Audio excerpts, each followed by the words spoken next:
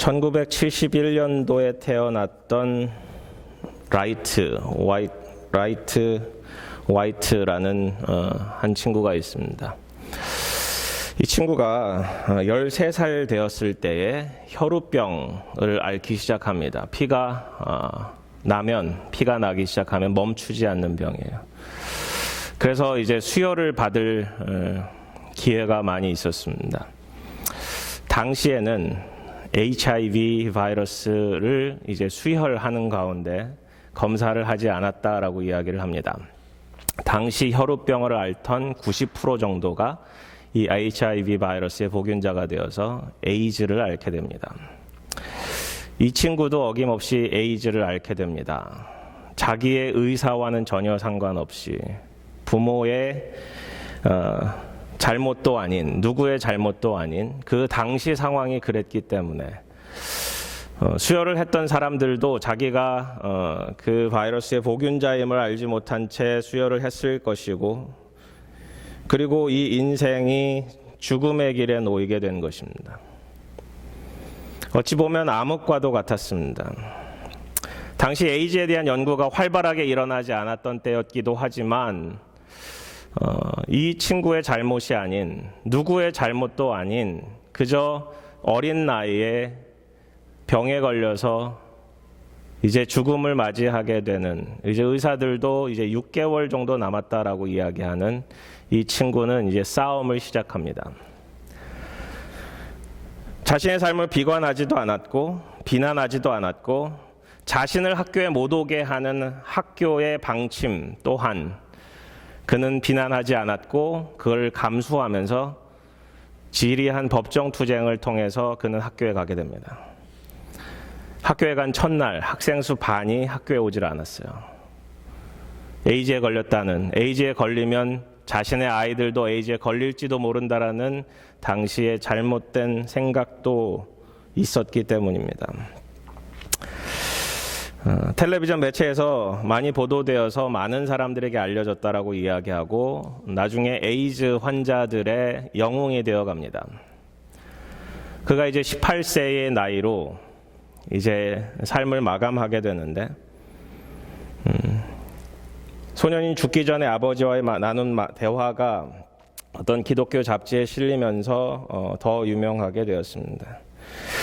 아버지가 이렇게 얘기했대요. 아들아, 미안하다.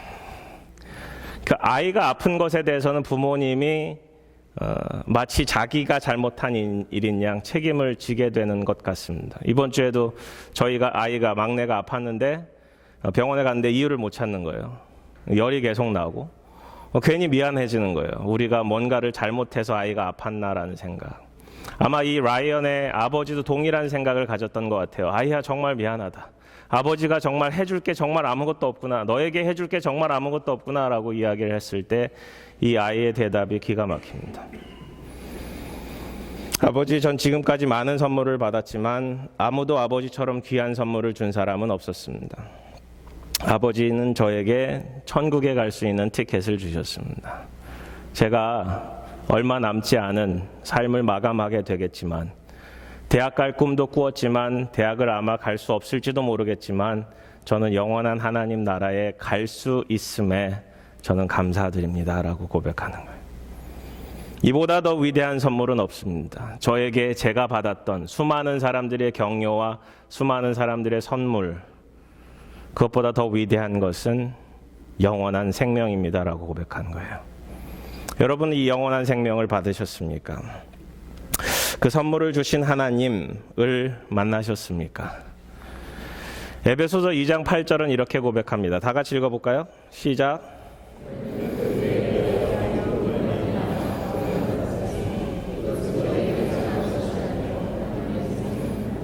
하나님의 선물입니다.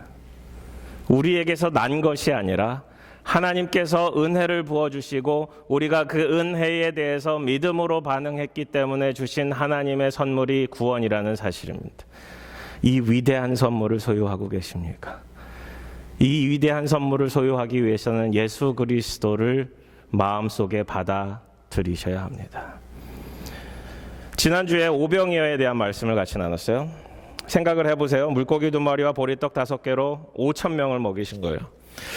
숫자에서 되게 약한 목사님이 계셨어요. 그래서 설교문을 쓰고 막 여기저기 설교하다가 이게 숫자가 헷갈린 거예요.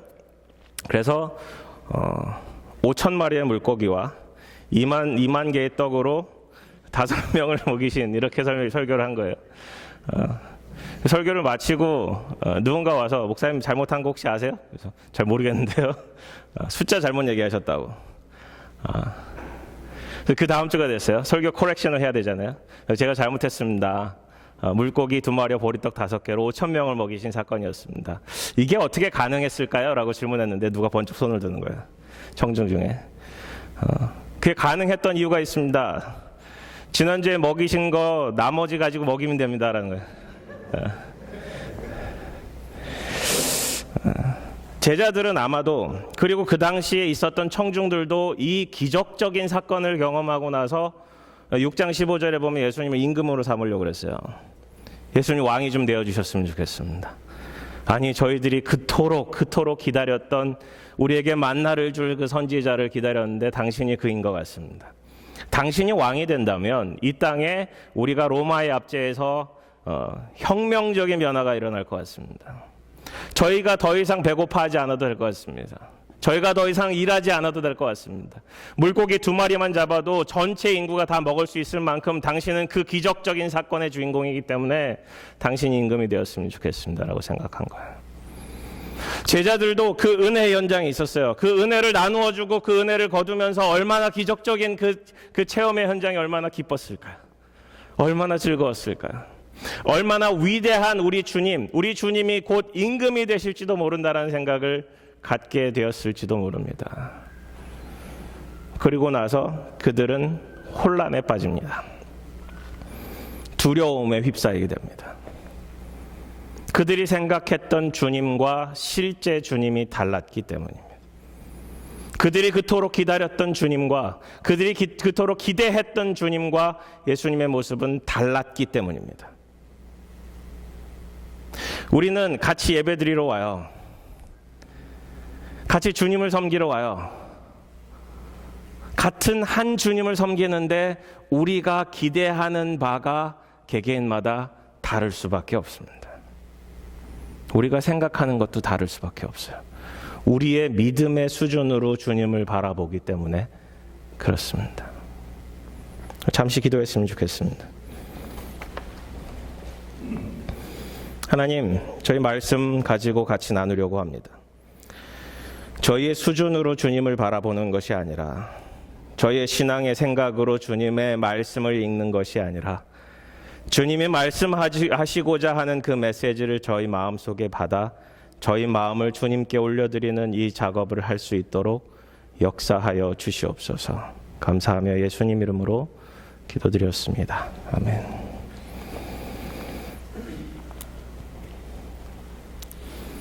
이 예수님께서 이제 마태복음과 마가복음과 요한복음에 모두 이 장면이 써 있습니다. 모두 오병이어의 기적 이후에 예수님께서 물 위를 걸으신 장면이 그려져 있습니다. 다른 복음서에는 여기서는 잘 나타나지 않는데 제자들을 보냅니다. 물 위를 흩어놓습니다. 집에 가십시오. 제자들아 배 타고 가거라 라고 하시고 예수님은 홀로 산에 올라가십니다. 산에서 뭐 하셨을까요? 산에서 뭐 하셨을까요? 기도하셨죠. 오늘 본문은 그것이 잘 나타나진 않습니다. 하지만 사도 요한이 본문을 통해서 드러내고자 한 것은 명확합니다. 그것을 잘 찾아갔으면 좋겠습니다. 저물매, 밤이 되었어요. 제자들이 바다에 내려가서 배를 타고 바다를 건너 가버나움으로 가는데 이미 어두웠고 예수는 아직 그들에게 오시지 아니하셨더니,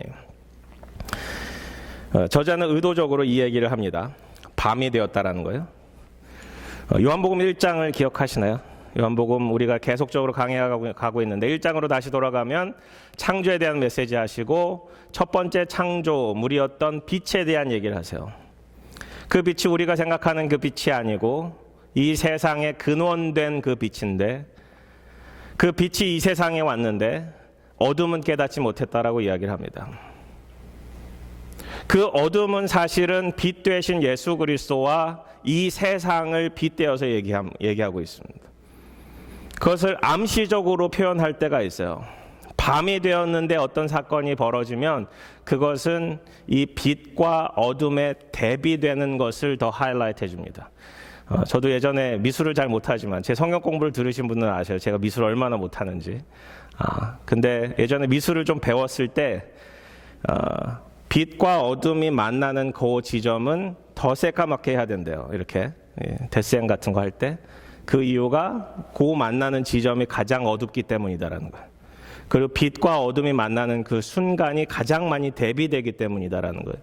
오늘 본문도 그래요. 어둠이에요. 이게 새벽 3시부터 새벽 6시 사이라고도 다른 복음서에서는 기록해주고 있으니까 이게 치를 것 같은 어둠이었어요. 바람이 불었어요. 풍랑이 일었어요. 파도가 심해졌어요. 이 바람에 대한 이야기를 하고 있는데 큰 바람이라고 번역이 되어 있는데 이게 메가라는 거예요. 메가. 그러니까 메가톤급 파워가 불고 있는 거예요. 이 바람은 초속 약 20m 정도 되는 강풍입니다.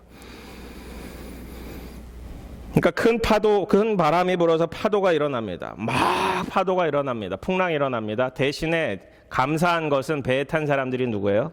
뱃사람들이에요. 뱃사람들은 이 배를 어떻게 다룰 줄 압니다. 그리고 그들의 놀던 자리가 고동네입니다.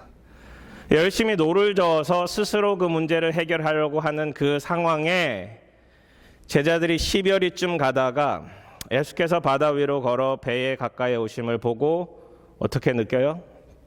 두려움을 느껴요. 이에 이르시되 예수님께서는 내니 두려워하지 말라. 이에 완전한 전환이 일어납니다. 예수님을 만났던 제자들은 기뻐서 배로 영접하고 배는 그들이 가려던 땅에 이르게 됩니다.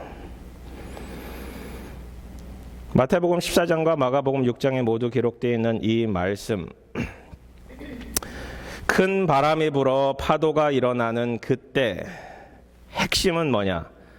이 요한 사도가 이야기하고 싶어 하는 그 핵심은 뭐냐? 예수님의 부재입니다. 예수님께서 아직 그들에게 오시지 아니하였다라고 쓰고 있습니다. 아직이라는 것은 앞으로는 예수님께서 오실 것이다라는 것을 암시해 주지만 반대로 예수님의 부재를 더 깊이 드러내 줍니다. 마태복음에서는 예수님께서 물 위로 걸어오시는데 그 베드로가 그것을 보고 저도 물 위를 걷게 해달라는 요청을 하게 됩니다. 요한복음 그걸 빼요. 마가복음에서는 예수님께서 그들을 지나쳤다라고 이야기를 합니다. 그런데 여기서도 잘 드러나지 않습니다. 대신에 그들이 예수님의 부재 속에서 그들 스스로 문제를 해결하려고 하던 그때에 예수님인 것 같지만 뭔가 물체가 혹은 어떤 사람이 물 위를 걸어오니까 그들은 두려워했습니다. 왜 두려워했을까요?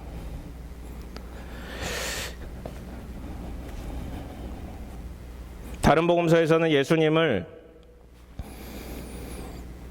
마치 유령으로 인식했다라고 이야기합니다. 귀신으로 인식했다라고 이야기합니다. 그도 그럴 것이 칠흑과 같은 밤인데 파도 때문에 엄청나게 힘들게 노를 젓고 있는데 뭔가 물체가 있는 거예요. 저건 뭐지? 다른 배인가? 근데 가까이 오고 있는 거예요.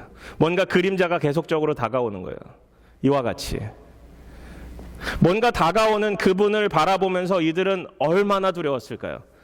사실 파도가 두려운 것이 아니에요. 그 당시 상황이 두려웠던 게 아니에요. 적의 뭔가에 대한 두려운 거예요. 왜? 그들은 예수님에 대한 실체를 몰랐기 때문입니다. 제자들은 예수님께서 하늘과 바다의 주관자임을 상상치도 못했고 지금 보고 있는 분이 예수님이라는 것도 생각하지 못했으며 그것이 유령일 것이라는 생각을 가지고 그들은 두려움에 휩싸게 됩니다. 그들이 두려웠던 가장 핵심적인, 요한이 표현하고 싶었던 가장 핵심적인 그 상황은 예수님의 부재입니다. 예수님이 거기 계시지 않은 거예요. 다시 한번 주님의 부재가 우리로 하여금 다시 한번 우리 스스로 질문하게 만듭니다. 우리는 예수님과 함께 동행하고 있는가? 나는 예수님이 내 안에 계신가? 예수님께서 말씀하세요. 내니 두려워하지 말라. 여기서 중요한 단어가 나오는데 내니라는 이 말씀으로 번역되어 있는 것이 헬라어로 에고 에임이에요. I am statement라고 합니다. I am. Not be afraid. 두려워하지 말라. 너희들 두려움에 휩싸인 거 알고 있으니까 두려워하지 말라. It is I. 내가 여기 있으니 이제 두려워하지 말라. 예수님께서 이제 왔으니 두려워하지 말라라는 거예요. 예수님의 현재 여기에 계시니 두려워하지 말라라는 거예요. 너희들의 두려움을 다 몰아내줄 테니 두려워하지 말라라는 거예요. 이제 예수님이 누구신지 보이기 시작해요. 오병이어의 기적 가운데 그들은 은혜를 받고 은혜를 체험하고 은혜를 거두기도 했는데 그 은혜를 거둔 그날 밤 그들은 두려웠던 거예요. 왜? 예수님이 안 계셨기 때문에. 우리가 때로는 부흥회를 하고 혹은 집회에 참여하고 좋은 설교를 듣고 좋은 메시지를 듣고 하나님의 은혜를 깊이 체험합니다. 하지만 그 은혜의 길이가 얼마나 가나요? 은혜의 양이 얼마나 지속이 되나요? 지속해서 뜨거워서 1년 내내 지난번 1년 전에 들었던 설교 가지고 1년 전에 들었던 메시지 가지고 아무리 위대한 메시지를 듣는다 하더라도 우리의 삶은 2주 혹은 3주 이상 가지 못합니다. 제자들은 그랬어요. 하루도 못 갔어요. 오병이어의 기적을 베푸셨던 주님에 대한 생각은 온데간데 없고 지금 상황을 스스로 개척하려는 그 두려움에 그 답답함에 그들이 할 수 없는 이 상황 가운데 유령을 보니까 더 두려워진 거예요. 근데 드라마틱한 체인지는 예수님께서 내니 두려워하지 말라 하신데 그들이 기뻐하게 됩니다. 21절에 보시면 이에 기뻐서 배로 영접하니 배는 곧 그들이 가려던 땅에 이르렀더라. 예수님을 영접하니 여기서 예수님을 모셔드리니 혹은 예수님이 배에 타니 이렇게 얘기하지 않고 예수님을 영접하니라고 쓰고 있어요. 여기서 말하는 영접은 요한복음 1장 12절에 나타나는 영접하는 자, 곧 그의 이름을 믿는 자, 그 영접과 같은 단어예요. 람바노라는 그 예수님을 테이크하는 거예요. 예수님을 받아들이는 거예요. 예수님이 배에 타시니 예수님이 그 배에 선장이 되어주시니 곧 그들은 가려던 땅에 이르렀더라라고 쓰고 있는 거예요. 여기서 문제는 있지만 그 문제를 해결하는 근원적인 그 문제의 핵심은 예수님이 안 계셨던 것이고 예수님이 그 배에 타시니 그 문제가 모두 해결된 거예요. 그들 가운데 있었던 두려움도 기쁨으로 완전히 바뀌는 이 역사를 바라볼 수 있습니다. 우린 때로는 인생의 폭풍우를 만날 때가 많습니다. 초속 20m 이상 부는 그 강풍과 같은 인생의 폭풍우, 인생의 파도 혹 지금 경험하고 계시진 않으십니까?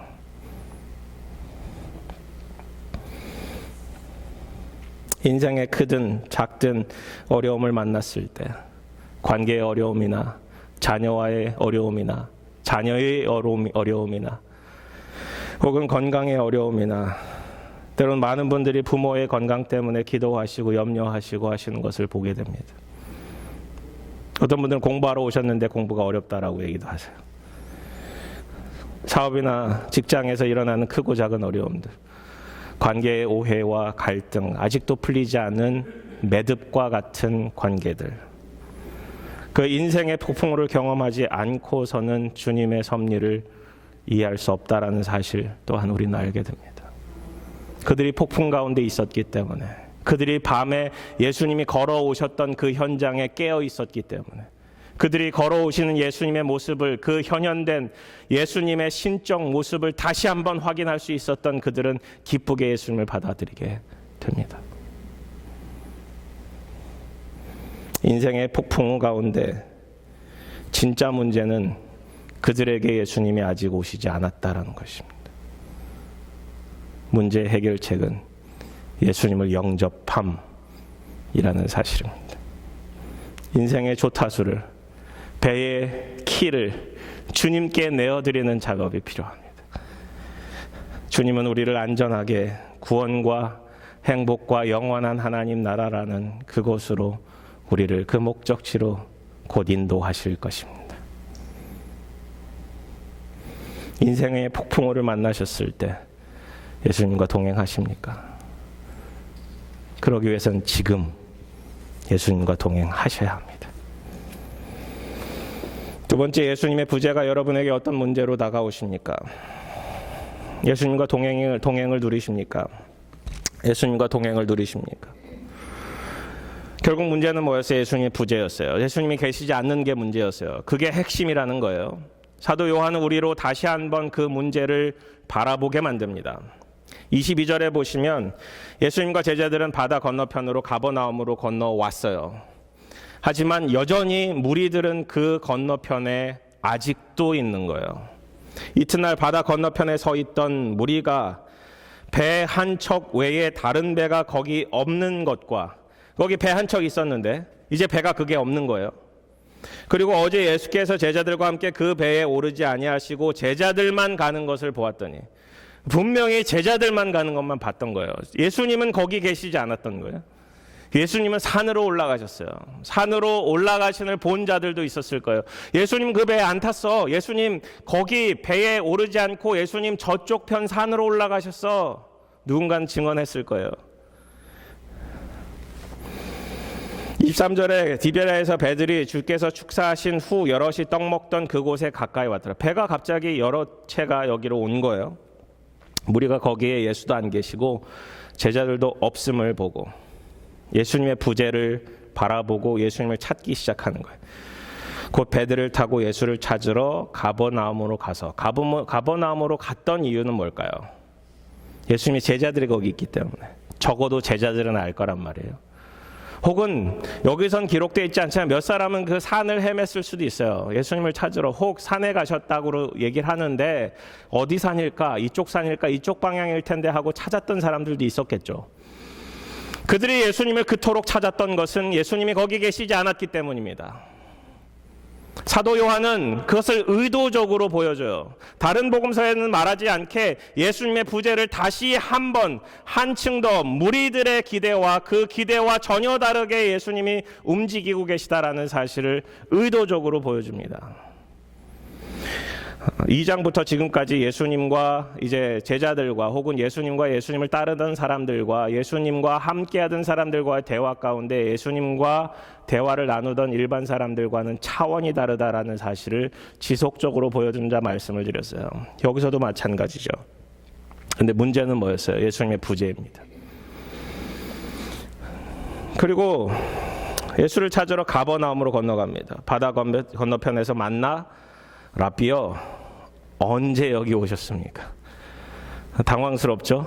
딱 가서 제자들 만날 줄 알고 갔는데 제자들만 있는 게 아니라 예수님도 거기 계신 거예요. 아니 분명히 배 한 척밖에 없었고 제자들만 탔고 예수님은 그러면 언제 여기 오셨지? 헷갈리기 시작한 거예요. 근데 이 사람들을 피해서 예수님께서 물 위를 걸으시면서까지 제자들이 오시고 제자들과 함께 가버나움에 가신 이유는 뭐예요? 6장 15절에 임금으로 삼으실 줄 아시고 라고 쓰고 있어요. 그들의 기대가 무엇인지 정확하게 아셨어요. 사람들은 예수님이 거기 계실 것이다 라고 생각했죠. 분명히 거기 계실 것이다. 우린 때론 그런 착각을 해요. 분명히 우리 마음속에 예수님 계시고 분명히 우리 속에 예수님이 통치하고 계시고 분명히 예수님께서 일하고 계시다라고 우리는 생각할 수 있어요. 근데 사도 요한이 우리에게 말씀하고 있는 바, 예수님께서 우리에게 전달하고 있는 메시지의 오늘의 핵심은 예수님께서 거기 안 계시다라는 거예요. 예수님께서 12살 되셨을 때 성전에 가셨어요. 누가복음 2장에는 해마다 예수님의 가족들은 6월절에 예루살렘에 가서 거기서 이제 시간을 보내시고 율례대로 그들의 율법대로 다 지키시고 돌아오신 거예요. 12살이 되셨을 때 예수님께서 해마다 가던 대로 관례대로 가셨다가 이제 다시 돌아오는 길에 문제가 생겼어요. 예수님의 어머니와 아버지는 늘 그랬던 것처럼 예수님이 사촌들과 함께 있거나 혹은 무리들과 함께 있을 줄, 그러니까 친지들이나 친척들이나 이웃들과 함께 있을 줄 아시고 하룻길을 온 거예요. 근데 이제 저녁 때 이제 잘 때쯤 되니까 예수님을 찾았는데 없는 거예요. 어디 갔니? 예수야 어디 갔니? 어디 갔니? 찾다가 없다는 사실을 알고 사흘길을 되돌아가요. 하룻길을 왔다가 사흘길을 갔다는 것은 사흘 동안 3배 동안 그 온 길 그 주변을 다 샅샅이 뒤지기 시작하는 거예요. 사흘 동안 아이가 없어진 그 마음이 어땠을까요? 저희 막내가 아주 문제가 많아요. 얘가 작년에 사라졌어요. 한 2시간쯤 사라졌어요. 엄마가 완전 이 정신이 막 나간 사람처럼 이렇게 막 찾으러 다니는 거예요. 경찰차 뜨고요. 소방차 뜨고요. 근데 옆집에서 여행 거니까 옆집에서 나오고 있는 거예요. 엄마 나 여기 있어. 우리가 그 옆집에 갔을 일이라고는 생각지도 못했죠. 근데 하룻길을 왔는데 하룻길 동안 못 찾고 헤매고 있는 이 엄마 아빠의 마음은 어땠을까요? 예수님의 부재죠. 그리고 나서 예수님을 성전에서 만나고 나서 이제 마음이 놓여요. 하지만 그 4일간의 그 안타까웠던 아쉬움에 막 뭐라 하는 거죠. 근심하여 내가 얼마나 찾았는지 아니. 예수님께 태연하게 대답하세요. 어찌하여 나를 찾으셨나이까. 내가 내 아버지 집에 있어야 될 줄을 알지 못하셨나이까. 내가 있어야 할 곳에 있었는데 왜 당신들은 그것을 몰랐습니까? 라고 얘기하는 거예요. 예수님이 계셔야 할 그곳에 예수님은 계시다라는 거예요. 여러분의 삶 속에 예수님은 어디에 계십니까?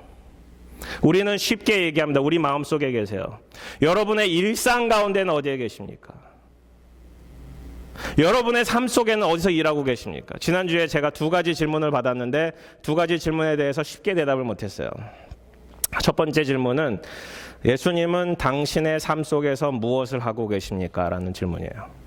2번째 질문은 예수님은 당신의 사역 속에서 무엇을 하고 계십니까? 라는 질문이었어요. 목회자니까 그런 질문이 쉬웠는데 받기는 쉬웠는데 대답하기는 어려운 거예요. 2번째 질문은 사실 쉬워요. 왜냐하면 사역과 삶이 그렇게 분리되어 있지 않는 것처럼 저는 살아가고 있으니까. 근데 사역 가운데 일하고 계시는 주님, 그게 구체적으로 어떻게 일하고 계시고 무엇을 하길 원하시며 첫 번째 질문이었던 내 삶 속에서는 어떻게 일하고 계신가에 대해서 생각해 보게 됐어요. 그러면서 이번 주 제가 설교를 해야 되니까 오늘 설교가 생각이 많이 났어요. 우리의 삶 속에서는 예수님은 무엇을 하고 계십니까? 여러분이 일하고 계신 가운데, 가정 가운데, 일터 가운데 예수님은 무엇을 하기를 원하십니까? 구체적으로 알고 계십니까? 단순히 예수님께서는 빛과 소금이 되기를 원하십니다. 예수님은 저에게 제 삶에 최선을 다하기를 원하십니다. 그런 거 말고요. 스페시픽하게, 구체적으로. 예수님께서 여러분의 마음속에 부담을 느끼게 해주신 한 사람이 있으십니까? 예수님께서 여러분의 특정한 상황 가운데 어떤 일을 하기를 원하십니까? 라는 거예요. 어떻게 반응하기를 원하십니까? 어떤 분들 잘 아실 텐데 하나님의 임재 연습이라는 책이 있어요. 하나님 임재 연습, 이 로렌스 형제가 17세기에 있던 수도사인데 설거지 하던 사람이 수도원장까지 이르게 됩니다. 사실 학식이 많지 않았고 그의 삶은 사실 굉장히 평범하기도 했고 굉장히 심플하기도 했어요. 근데 그와 대화를 나누게 되면 그는 보통 수도사들과는 좀 차원이 다른 것을 사람들은 느끼게 됩니다. 하루는 이분이 이 고민을 하기 시작한 거예요. 내가 구원받았나? 구원받지 않았나? 내가 예수님 믿고 예수님을 위해서 삶을 헌신하려고 이 수도원에 들어와서 삶을 살아가고 특별히 다른 사람들을 봉사하기 위해서 이 설거지하는 자리로 내가 발런티어에서 삶을 살아가고 있는데 나는 구원을 받았는가에 대한 심각한 근원적인 문제에 휩싸이게 된 거예요. 내 안에 예수님이 계신가에 대한 질문이죠. 그러다가 결국 발견한 것은 중요한 질문 하나였어요. 나는 하나님을 사랑하는가? 나는 하나님을 사랑하고 있는가? 그리고 구원에 대한 고민을 하기보다 내가 하나님을 더 깊이 사랑하는 자리에 있어야겠다라는 결론에 이르게 됩니다. 이분이 했던 고백을 잘 보시면 하나님을 사랑하기 위해 계속 살아가겠습니다 라는 고백이에요. 죽는 날까지 하나님을 사랑하기 위해 모든 노력을 다하고 이 과정이 저에게 큰 행복이 된다는 사실을 제가 깨닫게 되었습니다. 이 사람은 구원을 받은 사람이에요. 왜? 그 다음에 나오는 핵심적인 대답 때문에 그렇습니다. 4년간 계속됐던 그 고민이 결국 자신의 믿음 부족이라는 사실을 알게 되었고 완전한 주님이 주시는 자유 속에 살아가야 된다는 사실을 깨닫게 되었습니다. 진리를 알지니 진리가 너희를 자유케 하리라. 주님의 진리를 알게 된다면 우리를 자유케 해야 되는데 내가 구원받았는가 구원받지 않았는가에 대한 고민 속에 휩싸인다면 그것 또한 자유케 하지 않는 것이다라는 사실을 알게 되었죠. 자신의 죄를 발견할 때마다 그 죄를 가지고 하나님 앞에 설 수 없는 죄인이라는 사실을 깨닫고 그 죄를 가지고 예수님께 계속 나아가는 거예요. 예수님께 나아가서 내가 하나님의 은총을 받을 자격이 없는 자임을 자인하기 시작할 때, 내가 이 죄로 인해서 내가 여전히 하나님 앞에 나아갈 수 없는 자임을 자인할 때 하나님은 은총을 부어주시기 시작한다고요. 예수님은 그 죄를 고백하는 자에게 함께 해주시고 그걸 들어주시고 그걸 용서해 주신다라는 사실. 그 받는 은혜가 얼마나 크기에 내가 하나님을 사랑할 수밖에 없다라는 고백 가운데 있는 거예요. 우리 삶 속에 일어나는 여러 문제들, 사실은 그 근원적인 것이, 수많은 문제의 근원적인 것이 하나님의 부재 때문에 그렇습니다. 또 다른 말로 죄 때문에 그래요. 하나님과 분리된, 하나님이 그 자리에 계시지 않는 부재 때문에 일어나는 죄 때문에 그렇습니다. 반대로 그것을 주님 앞에 고백하면 주님이 미쁘시고 의로우셔서 우리의 모든 죄를 모든 불의에서 깨끗하게 하신다 말씀하셨어요.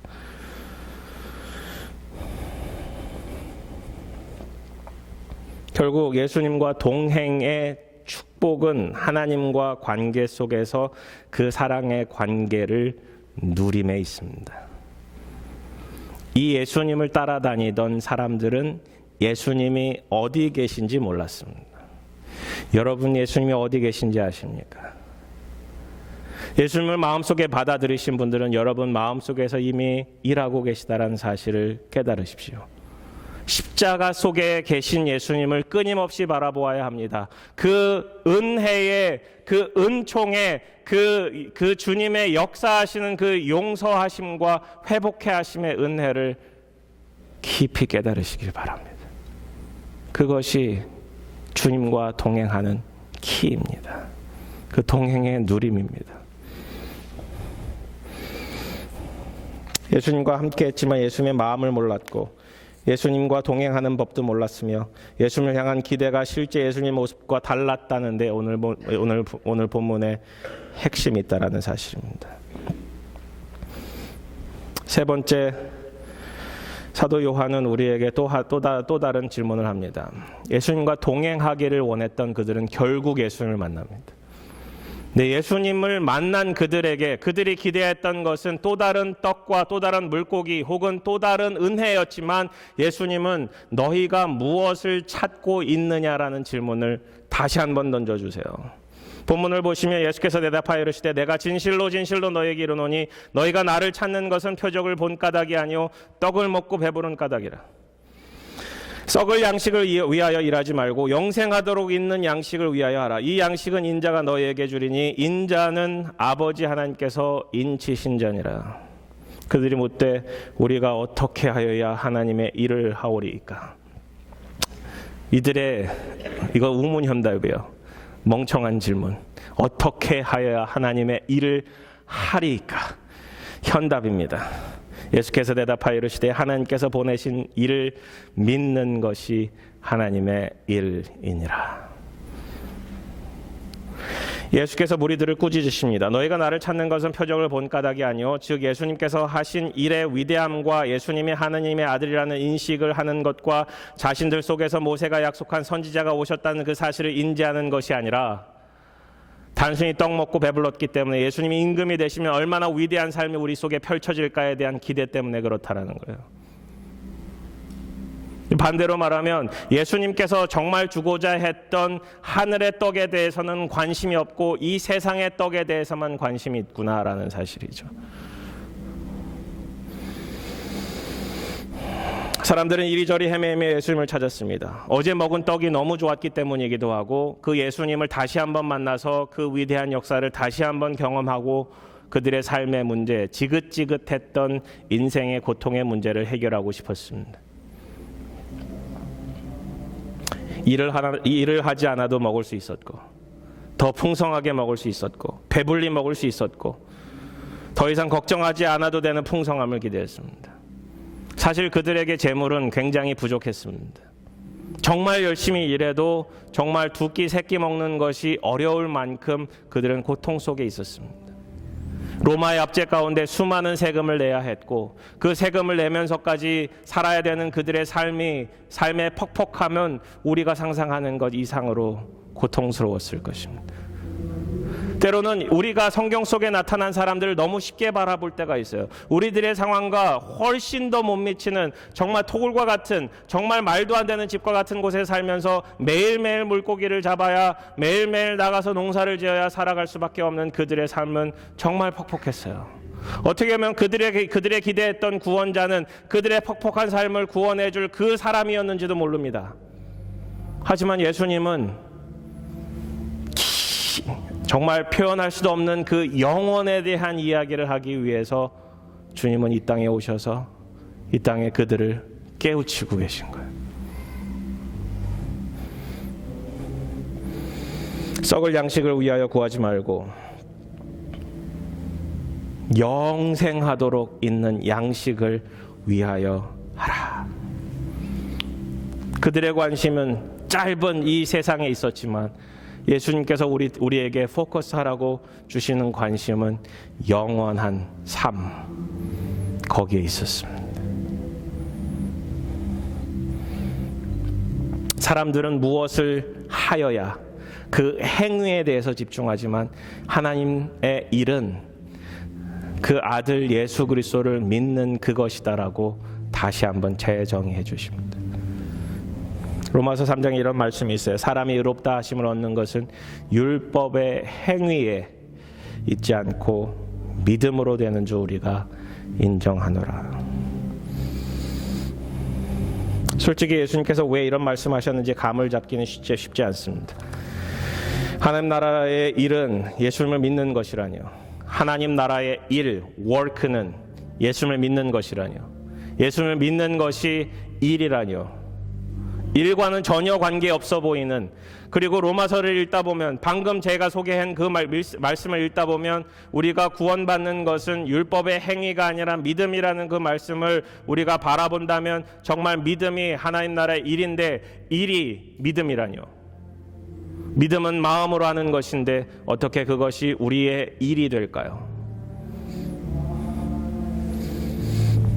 믿음은 쉽지만 어렵습니다. 신앙생활은 쉬워 보이지만 사실 어렵습니다. 예수님을 주인으로 모시고 산다는 것이 지속적인 충돌을 경험할 수밖에 없기 때문입니다. 나 자아와의 충돌이 있고요. 때로는 부부 간의 충돌도 있고 자녀와의 충돌이 있고 가족 안에서도 부모님과의 충돌도 있습니다. 세상과의 충돌도 있고요. 하나님과의 충돌도 있고요. 정의와 윤리와의 충돌도 있고요. 정직과의 충돌도 일어납니다. 결국 이 충돌은 예수님과의 충돌 또한 우리는 바라볼 수밖에 없습니다. 때로는 우리는 그것을 외면하고자 합니다. 예수님의 진리와의 충돌을 외면하고자 합니다. 결국 예수님을 따라다니던 사람은 자신들이 기대했던 예수님이 아니었습니다. 6장 말미에 보면은 그들은 다 떠나가고 제자들만 남습니다. 예수님을 영접했던 제자들만 남습니다. 예수님을 그 모습 그대로, 예수님의 모습 그대로를 받아들이고 예수님을 주인되게 모셔드리는 삶이 결국 예수님을 믿는 것입니다.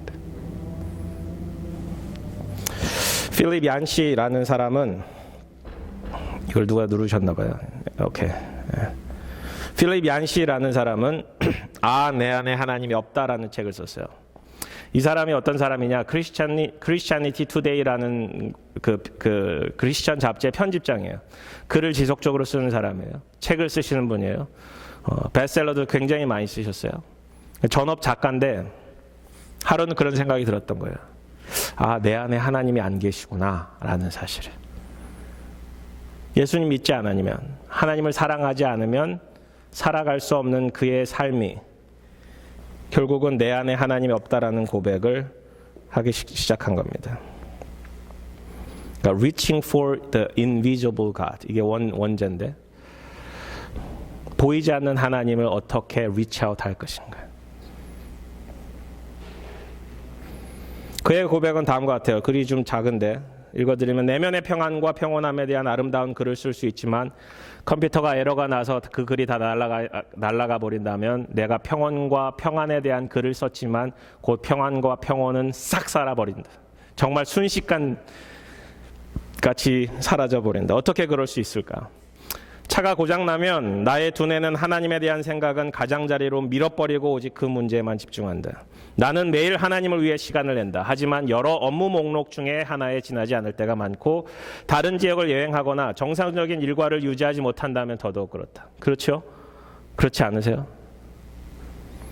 불확실하고 심지어 때로는 적대적으로 보이는 하나님에 대한 신앙을 어떻게 부여잡을 수 있을까? 고장난 컴퓨터, 결제해야 될 신용카드, 다가오는 여행, 친구의 결혼식, 일상의 번잡함이 쌓여 점점 하나님을 내 삶의 중심으로부터 가장자리로 쫓아낸다. 사람을 만나고 음식을 먹고 일을 하며 결정을 내리느라 하나님에 대한 생각을 단 한 번도 하지 않았다. 심지어는요, 하나님을 위한 일을 한다고 하는 이 사람도, 때로는 저도 하나님을 위한 일을 한다고, 사역을 한다고, 교회를 한다고 하면서도, 회의를 하면서도 하나님에 대한 생각보다는 다른 일들에 휩싸일 때가 많습니다. 우리 교회 리더분들 계시지만 기도 없는 사역은 망하기 쉽습니다.